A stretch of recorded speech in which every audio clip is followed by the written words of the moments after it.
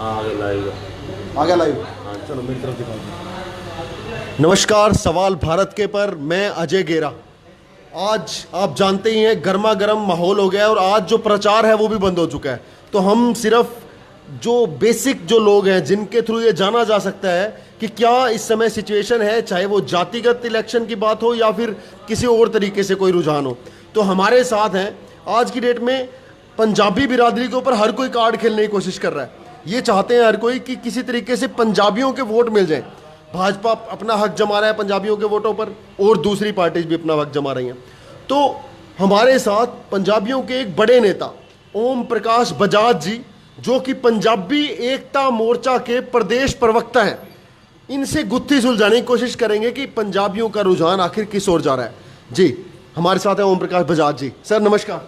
नमस्कार। सबसे पहले तो मैं आपका आभार व्यक्त करता हूं कि आपने मुझे यहाँ इंटरव्यू के लिए बुलाया। जी बहुत बहुत धन्यवाद। और देखिए, आप पंजाबियों के अंदर अच्छी पहचान रखते हैं, अच्छा गढ़ रहे हैं उनके अंदर, बीच में आपकी अच्छी पहचान, और लगातार राजनीति के अंदर भी आप सक्रिय रहते हैं। मेरी तरफ दिखा दें, अब लगातार सक्रिय रहते हैं। तो इसलिए हमने सोचा कि क्यों ना आपसे हम जड़ की बात जान सके कि पंजाबियों के मन में आखिर चल क्या रहा है। मैक्सिममली आप जो है वो बता सकते हैं। तो सबसे पहले हम जानेंगे आपसे कि क्या इस समय हिसार का रुझान क्या है। हिसार का रुझान मैं आपको ये बता दूं कि पंजाबी समाज एक ऐसा सभ्य समाज है जो अपने अच्छे और बुरे की पहचान खुद करता है।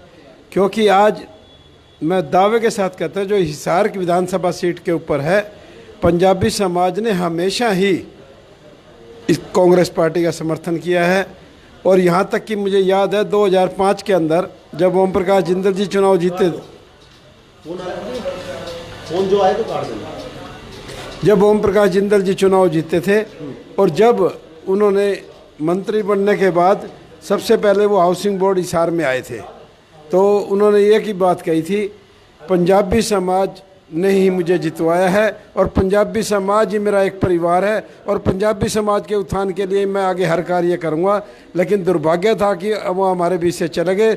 उसके बाद जो पंजाबी समाज की राजनीति रह गई, पंजाबी समाज को हर राजनीतिक दल ने प्रयोग करने का काम किया। और आज मौका आया है कि रामनिवास राणा जैसे सभ्य व्यक्ति को पंजाबी समाज ने अपने मन में बिठा लिया है और एक फैसला लिया है कि हम, चाहे हमारे समाज का उम्मीदवार चुनाव नहीं लड़ रहा, लेकिन रामनिवास राणा जी को हम पंजाबी मानते हुए भरपूर समर्थन देने का काम करेंगे और इन्हें विजयी बनाने का काम करेंगे। और मैं एक बात और कहना चाहता हूं मेरे पत्रकार साथी को, रामनिवास राणा की जीत में इस बार पंजाबी समाज अहम भूमिका निभाएगा।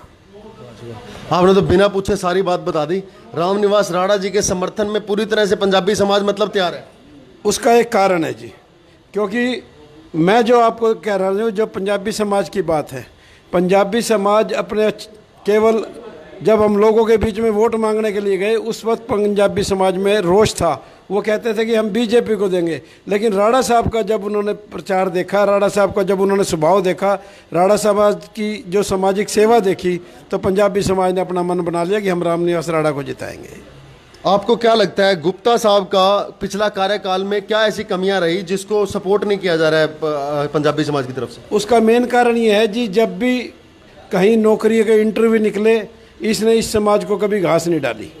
और पंजाबी समाज में गहरा रोष था, क्योंकि जो एक एमएलए बनता है मुख्यमंत्री भी उसी की मानता है, क्योंकि वो स्थानीय विधायक है। स्थानीय विधायक का ये फर्ज बनता था भाई, जिस समाज ने तेरे को भारी बहुमत के साथ विधायक बनाया था, कम से कम हर लिस्ट के अंदर 2-3 पंजाबी को तो नौकरी मिलनी चाहिए थी। तो मिलता बिल्कुल भी। मैं एक बात और कह देना चाहता हूँ, और मुझे नहीं कहनी चाहिए, लेकिन दर्द है समाज का, इसलिए कह रहा हूँ कि हमारे पंजाबी समाज के माताएं बहनों ने शादियों के अंदर काम काज करके अपने बच्चों को नौकरी पढ़ाने का काम किया है। तो आज हम किससे उम्मीद रखें? मुख्यमंत्री ने भी हमारा काम नहीं किया और इसी विधायक ने भी नहीं किया। तो पंजाबी समाज केवल वोट देने के लिए पैदा तो ना हुआ है, राजनीतिक हक मांगने के लिए भी हुआ है। तो पंजाबी समाज को अब एक उम्मीद दिखाई दे रही है, अगर हम रामनिवास राणा को जिताएंगे तो मुझे पूर्ण विश्वास है कि सबसे ज़्यादा भागीदारी पंजाबी समाज की होगी नौकरियों के अंदर। रामनिवास राणा जी हमें देने का काम करेंगे, ऐसा आश्वासन राणा साहब ने पूरे समाज को दिया है।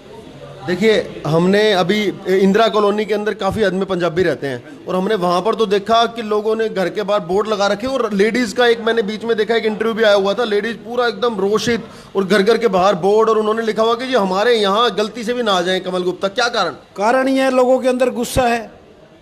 जब पंजाबी समाज की कोई सुनता नहीं तो पंजाबी समाज केवल वोट देने के लिए पैदा हुआ इन लोगों के लिए। जब पंजाबियों के ऊपर जब जब जाती हुई, आज जब हमारे मेयर का चुनाव आया था तो इस व्यक्ति ने, भाजपा प्रत्याशी ने इसका पक्ष नहीं लिया था, गौतम सरदाने का। गौतम सरदाना जी को मनोहर लाल खट्टर ने टिकट दी थी। ये तो हनुमान हैरन को चुनाव लड़वाना चाहता था। हम किस चीज़ का वोट दें? जो हमारे समाज का नहीं वो किसी का भी नहीं। तो ये जो अभी बीच में से क्योंकि हम पूरे के पूरे कार्यकाल की बात करेंगे कमल गुप्ता जी के, जब कार्यकाल उनका शुरुआत हुई थी उसी पीरियड के दौरान ही, अभी मेरे ख्याल से 1 साल ही बीता है, 6 महीने बीते थे, तो खबर आई थी, बड़ा कंट्रोवर्शियल हुआ था कि उनकी वहाँ के हलके की जब बहुत सारी औरतों ने मिलकर उनके ऑफिस में घुसकर उनको पीटा, तो ये बहुत बड़ी घटना हुई थी जो आज की डेट में 3-4 साल बीत गए, लोग ज़्यादा याद नहीं करते। तो उस घटना को किस तरीके से आप संजीव करना चाहेंगे, क्या बताना चाहेंगे उसके बारे में? घटना आप 2-4 साल की ना लगाओ, 5 साल की अखबार उठा के देख लो, हर रोज मटके फुटे हैं उसके घर के बाहर। हर जितना रोष हिसार की जनता मतदाता में था, सारा रोष इसके खिलाफ था। आज मैं एक बात कह दूं कि जितना इसका विरोध है, मुझे कहीं ना कहीं ऐसा दिखाई दे रहा है कहीं ये जमानत जब्त ना करवा बैठे। जमानत जब्त करने की भी नौबत आ सकती है। पंजाबी समाज तो पूरी ताकत लगाएगा। अरे वाह, क्या बात है। तो सर देखिए, एक और बड़ी बात कि हाँ, कुछ कहना चाह रहे हैं? एक मैं मेरे पंजाबी समाज के एक एक मतदाता से अपील करूंगा, अगर अपने समाज को राजनीतिक तौर पर मजबूत करना है तो कांग्रेस पार्टी के प्रत्याशी रामनिवास राणा जी को एक एक वोट देने का काम करें, और जो इधर दूसरे वार्डों में उनकी कोई रिश्तेदार बैठे हैं, कुछ भी बैठे हैं, सभी को फ़ोन करके रामनिवास राणा के पक्ष में मतदान करने का काम करें। आपने तो रामनिवास राणा जी के बल लिए ना, पूरे मतलब खोल दिए। मैं रामनिवास राणा जी के साथ नहीं हूँ, मैं रामनिवास राणा की नीतियों के साथ हूँ। जो उसकी सोच है वो 36 बिरादरी को आगे बढ़ाने का काम करेगा। मैं आपसे भी अपील करूँगा, एक बार उन्हें विधायक बनाने में सहयोग करें और फिर हिसार का नक्शा देखें। और एक जो मेन इस समय ना बड़ा कंट्रोवर्शियल, जिस मर्जी जो भी ओपोजिशन के अंदर जो भी छोटा नेता बड़ा नेता जो भी खड़े हैं, सबका एक मुद्दा कि भाई कमल गुप्ता जी ने वादा किया था कि हर महीने हर वार्ड में जाऊंगा, वो कहते हैं वो गए नहीं। वो भी मैं बताना चाहता हूँ कि आज परसों मैंने पेपर में पढ़ा, हिसार को एक ऐसा सिटी बनाएंगे और हिसार को पेरिस बनाने का काम करेंगे। तो मैं एक अपील और करना चाहता हूँ कि जो पिछला 5 साल का कार्यकाल था, उस टाइम ये सिटी सुंदर सिटी क्यों नहीं बनी? उस टाइम सुंदर सिटी क्यों नहीं बनी? आज पेरिस बनाने की बात करते हो, पेरिस बनाना तो 2 साल में बन जाता। पिछले कार्यकाल में अगर आदमी की राजनीतिक सोच बड़ी हो तो कोई ऐसा काम नहीं। चौधरी भजनलाल जी ने आदमपुर को चमकाने का काम किया। पंजाबी समाज ने आपसे कुछ मांगा तो नहीं, सिर्फ विकास ही मांगा था। और जो हमारे बच्चे पढ़ लिख के बैठे उनकी नौकरियां मांगी। चलो हम नहीं कहते आप नौकरी दो, अगर 100 नौकरी निकली हैं, 5 तो पंजाबी समाज का भी हक बनता था। इन्होंने तो हमारी कोई पैरवी नहीं की कहीं भी। मेरे खुद के लड़के का इंटरव्यू आया था, मैं इनको दे के आया था, भाई मेरे लड़के की वो करो, न नज़दीक ही नहीं आने दिया कहीं भी। बहुत ज़्यादा रोषित है, मतलब रोष पूरे समाज, मैं पंजाबी समाज की भी कहूँगा, पूरी 36 बिरादरी में रोष है। और उसका कारण यह है, इनकी जनसभाओं में 15-15 आदमी होते हैं। और रामनिवास राणा जी, मैं को एक साधारण व्यक्ति हैं और लोग यहाँ प्रोग्राम मांगने के लिए पीछे पीछे घूम रहे हैं। चलो, अब कैंपेन की अगर आप बात कर रहे हैं तो कैंपेन कैसा चल रहा है? रामनिवास राणा जी का कैंपेन और उनके कैंपेन को आप कुछ कंपेयर कर रहे हैं आप मार्केट के अंदर? मैं कहता हूं कैंपेन की जहाँ तक बात है कि जब 4 तारीख को रामनिवास राणा जी ने नामांकन भरा था, उस वक्त हिसार की जनता तो ये सोच रही थी भाई ये बहुत ही कमज़ोर प्रत्याशी है, सभी उन्हीं का गुणगान कर रहे थे भाजपा का। लेकिन जैसे ही रामनिवास राणा ने प्रचार शुरू किया, ये तो हिसार की तकदीर ही बदल गई। अरे वाह, चलो। अच्छा सर, एक चीज़ है, देखिए पिछली बार का जब विधानसभा का इलेक्शन हुआ था ना, तो सुभाष चंद्रा जी बड़े एक्टिव थे। इस बार वो दिखाई नहीं दिए, और वो एक ऐसी शख्सियत थे, पूरा बॉलीवुड हिसार में आकर खड़ा हो गया था, लोग मजबूर हो गए थे देखने के लिए उनको। और शायद वो वजह भी थी कि बड़ा जीत का जो अंतर था उन्होंने काफ़ी बढ़ाया। इस बार तो वो है ही नहीं, तो उस सिनेरियो पे क्या कहोगे? वो ऐसा है जी, अगर पिछली बार सुभाष चंद्रा जी इनके साथ ना लगते तो विधायक बनने का सवाल ही पैदा नहीं होता था। क्योंकि जितना भी, मैं कहता हूँ कि बिल्ली के बाग का छिक्का टूटा, इनके विधायक बनने की कोई संभावना नहीं थी। सारा ही जो हिसार का विधानसभा क्षेत्र था वो चंद्रा जी ने संभाला हुआ था। यहाँ तक कि जितना इलेक्शन खर्चा था, मैं दावे से कहता हूँ वो भी चंद्रा जी ने किया था। अगर चंद्रा जी ना आते ना तो इनको तो वोट ही 2000 मिलने थे। आप देखो, पूरे 5 साल के दौरान उनको एक मुद्दा हवाई अड्डा वो तो बन गया। अब और क्या चाहते हो? फिर क्यों ना वोट देते हो आप उनको? मैं कहता हूँ चलो हवाई अड्डा बन गया, जनता को हवाई अड्डे के हिसार के अंदर मैं कह सकता हूँ केवल 1% व्यक्ति हवाई यात्रा की उम्मीद रखता है जाने की। लेकिन हिसार की जो जनता है ना, वो तो ये चाहती है मेरी गली में पानी क्यों रुके, मेरी सीवरेज ओवरफ्लो क्यों होती है। जनता मूलभूत चाहती है हवाई जहाज होना चाहिए जी। सीवर का पानी घर के आगे खड़ा, हम हवाई जहाज यात्रा करेंगे? हमें तो हमारे सीवर ठीक करवा के दो। हवाई यात्रा में जिसने जाना है वो तो नेता ही जाएंगे, आम आदमी नहीं जा सकता उसके अंदर। शायद यही कारण है कि आज की डेट में वहाँ पर जो वो 5 टिकटों का फ्लाइट है जो जाता है उड़ता है जहाज, वो भी खाली पड़ा रहता है, उसके लिए भी टिकटें नहीं बिकती हैं। 25 तारीख को ये आप ही उठ जाएंगे, हवाई जहाज की जरूरत ही नहीं पड़ेगी। तो मतलब ये भी समझे कि वो सारा जो खर्चा हवाई अड्डे का हुआ वो सब वेस्टेज था। झूठ की नींव पे टिकी हुई है सरकार। अब आप देखना 25 तारीख को कितना बहुत बड़ा बदलाव हिसार की जनता करने जा रही है, इतिहास लिखने का काम करेगी। क्योंकि एक साधारण कार्यकर्ता जब विधानसभा में पहुंचेगा वो सारी जनता के सुख दुख जानता है और उनको पता है कि जनता की क्या समस्याएं होती हैं। इन लोगों ने तो कभी जनता की सुनने की कोशिश नहीं की, जिधर भी आए कॉफ़ी पी और चल पड़े। किसी ने क्या सोची? अभी कुछ दिन पहले एक व्यक्ति कह रहा था, बोला जी गुप्ता जी आप ना सुख दुख में नहीं जाते। बोला हिसार में तो रोज़ 10 लोग मरेंगे, मैं सबको जाऊँगा।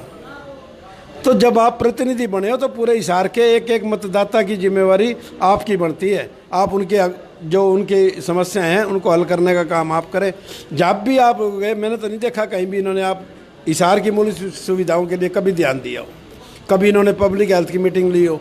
ये गौतम सरदाना जी बनने के बाद जब गौतम सरदाना जी एक्टिव हो गए हिसार की समस्या के लिए, तो ये साथ लड़ गए क्योंकि चुनाव सिर पे आ गया। इन्होंने तो चुनाव लड़ना नहीं था, इन्होंने तो ये सोचा भाई गौतम सरदाना मेयर बन गया है, अग्रवाल मैं हूँ, ये दोनों बिरादरी इकट्ठी हो जाएंगी, मैं चुनाव जीत जाऊँगा। तो गौतम सरदाना जी किस सपोर्ट में आजकल? वो चुपचाप बैठे। वोट तो लगे पूरे हिसार के अंदर कमल गुप्ता जी के साथ। एक बात मैं आपसे और कहना चाहता हूँ, आप उनसे भी एक सवाल कीजिए। आपके जो कमल गुप्ता जी के स्टिकर लगे हुए हैं, केवल गौतम सरदाना का टिकट क्यों, फोटो क्यों लगा हुआ है उसके अंदर? बिरादरी 35 और भी हैं। वाल्मीकि समाज का स्टिकर, नेता का स्टिकर लगाते, दानक समाज का लगाते, जाट समुदाय का लगाते, गुर्जर समुदाय का लगाते। जब एक इकल्ला ही इसी के लिए वो लगाए जा रहे हैं, सिर्फ पंजाबी वोट लेने के लिए। ऐसा नहीं, पंजाबी समाज बहुत ही सुलझा हुआ समाज है, अपने अच्छे बुरे की जानता है। और मैं दावे से आता हूँ जो ये उम्मीद रख रहे थे ना, ये उम्मीद सारी उल्टी पड़ेगी। पंजाबी समाज कांग्रेस के पक्ष में पूर्णतः सपोर्ट करेगा। बोर्ड तो लगे हैं ना, उसके पीछे तो देखो दो, एक्चुअल में आज की डेट में 2 विधायक लेवल की 2 चीजें हो गई हैं, एक मेयर और एक विधायक, तो इसलिए बोर्ड लगे हैं शायद। सिर्फ पंजाबी वोट लेने के, सिर्फ पंजाबी। मतलब तो ये एक राजनीति है। सरदाना के कंधे पे रख के बंदूक चलाई जा रही है और इस बंदूक में गोलियां नहीं है, खाली चल। चलिए सर, बात करें गौशाला की। देखिए बहुत सारे जबरदस्त यहाँ पर इतनी सारी गायें थी और उस गायों का इतना बड़ा मुद्दा था। उस मुद्दे को सोल्यूशन करने के लिए अब जो हम लोग मीडिया वालों ने भी बहुत शोर मचाया, उसके बाद एक गौशाला बनी है। लेकिन बावजूद उसकी अभी सिचुएशन ये है कि सड़क के ऊपर जो है ना गौएं अभी भी भरी पड़ी हैं। तो इतना बड़ा कैंसर का इलाज आ सकता है, इनका इलाज नहीं आ सकता। ये हवाई फायर कर रहे हैं सब, कोई पशु हल नहीं हुआ। आज भी आप सब्जी मंडी पुल के नीचे देख लें, अब भी मैं कहता हूँ कि लोग इतने भयभीत हैं इन पशुओं से, इन्होंने कोई समस्या हल नहीं की। सिर्फ एक चुनाव नज़दीक था और रोज़ 10-10 पशु पकड़कर अखबार में फ़ोटो देने लगे जी हमने समस्या, लेकिन ऐसी कोई हल नहीं हुआ। समस्या ज्यों की त्यों है जी। इन्होंने एक बोर्ड भी लगाया हुआ है मेन रोड के ऊपर, आवारा पशु मुक्त करवाया गो अभयारण्य लगवा के। तो हमने तो उसके ऊपर क्वेश्चन उठाया, मैं कहा यार आवारा क्यों लिख रहे हो? पहले तो अभी तक आपको इतना समझ में नहीं आया कि वो आवारा नहीं। अपनी माँ को ही आवारा कहेगा, उनका क्या भला होगा? गौ माता तो माँ ही है ना। अभी इलेक्शन से थोड़े दिनों से पहले ही पूरी सड़क के ऊपर नए खंबे लग गए। यार वोट देने बनते नहीं? नहीं, बिल्कुल नहीं बनता। देखो हिसार की एक भी समस्या का इन्होंने समाधान किया हो कोई, चलो हमारा पशु को आप छोड़ दो, कोई तो समस्या का हल किया हो। ये कहते हैं जी हमने सड़कें बनवाई, मैं इनके साथ चलने को तैयार हूँ। आप किसी गली में दिखा दे कौन सी, जो सड़कें बिल्कुल टिप टाप पड़ी थी उन सड़कों को उखाड़ के ठेकेदारों को फ़ायदा पहुँचाने के लिए सड़कें दोबारा बढ़ाई गई है। जो बस स्टैंड का जो वो पीछे से सड़क आनी थी, पूरे साल 5 साल तक एक ही रामायण सिर में लगी रही हमारे कि भैया वो रास्ता बनेगा, ट्रैफिक रिजॉल्व हो जाएगा। क्या कहेंगे उस बारे में? ट्रैफिक रूल इसलिए नहीं हो सकता कि समस्या ये अलग से है। अगर राजनीतिक व्यक्ति, मैं तो अब क्या कहूँ आपको कि जब चौधरी बजालाल जी ने राजनीति की थी ना जी, वो राजनीति अब मुझे दिखाई नहीं देती। क्योंकि राणा साहब भी उनके चेले रहे, भजनलाल परिवार के, जिंदल परिवार के। लेकिन जो ये दीवार की बात कर रहे हो ना, एक दिन का भी काम नहीं था जो इन्होंने 5 साल बिता दिए उसके अंदर। और व्यक्ति की सोच बड़ी हो, ये कहना कि अधिकारी मेरी नहीं मानते, सरकार आपकी, विधायक आप, फिर ना अधिकारी ना माने, ऐसे कौन सी, ये तो सिर्फ एक, मतलब एक सड़क भी नहीं उठती है तो फिर कहेगी गवर्नमेंट। नहीं मैं तो नहीं मानता। आप ये तो शुक्र है कि इन चुनाव के दिनों में बरसात नहीं आई, और नहीं तो जनता तो इनको गलियों में ना बढ़ने देती। बरसात तो वैसे बरवाला में आई है, वहाँ उनका सुरेंद्र पुनिया जी का ऑफिस के बाहर बिल्कुल भरा हुआ था, निकलने को रास्ता नहीं था। बरसात बेशक नहीं आई, लेकिन यहाँ रामनिवास राणा की आंधी तो बहुत जोर से चल रही है। अच्छा सर, एक चीज़ और जो है ना, मैं ये देख रहा हूँ इस इलेक्शन में खास बात है कि पार्टी के अगेंस्ट ना होकर, जितना भी ओपोजिशन के लीडर्स हैं, पार्टी के अगेंस्ट मोस्टली बातें ना करके बस एक कमल गुप्ता के बिहेवियर के ऊपर क्वेश्चन उठा रहे हैं। ऐसा क्या कलेश कर रखा है उसने? बिल्कुल यही कारण था कि उन्होंने किसी की भी नहीं सुनी, चाहे कोई भी समाज गया। मैं नहीं कहता पंजाबी समाज की, किसी भी समाज की नहीं सुनी। और मैं तो ये भी कहता हूँ, और कभी परमात्मा ने मुझे विधायक बनने का मौका मिला, दावे के साथ कह सकता हूँ, उस दिन मैं आपको दिखाऊंगा विकास क्या होता है जी। क्या बात है सर, आपके विधायक बन जरूर बनाएंगे हम। बहुत बहुत धन्यवाद। इसी के साथ बहुत बढ़िया, आपने बहुत खास बातें की और अपने समाज को भी और पूरे हिसार को आईना दिखाने का जो आपने हमारे माध्यम से किया, बहुत बहुत धन्यवाद। आपका भी तहे दिल से धन्यवाद। आपने एक छोटे से कार्यकर्ता को इतना मजबूत करने का काम किया। अरे वाह सर, बहुत बहुत धन्यवाद। सवाल भारत के पर मैं अजय गेरा। आपने सुने ओम प्रकाश बजाज जी के विचार, जो पंजाबी एकता मोर्चा के प्रदेश प्रवक्ता हैं। कुछ ही दिनों में वोट होने वाले हैं। आपका एक एक मत बहुत ज़्यादा इंपॉर्टेंट है और मैं बस आपसे ये रिक्वेस्ट करूंगा, वोट देते वक्त उस भगवान कृष्ण को ध्यान में रखकर ऐसे इंसान को वोट दे दीजिएगा जो कि बदलाव की एक बयार बहा सके। अच्छे इंसान को आप लेकर आइएगा, अच्छी सरकार बनाइएगा, अपने मत का प्रयोग जरूर से जरूर करिएगा। बहुत बहुत धन्यवाद। SBK न्यूज़ पर मैं अजय गेरा। बहुत बहुत अजय गेरा जी का धन्यवाद।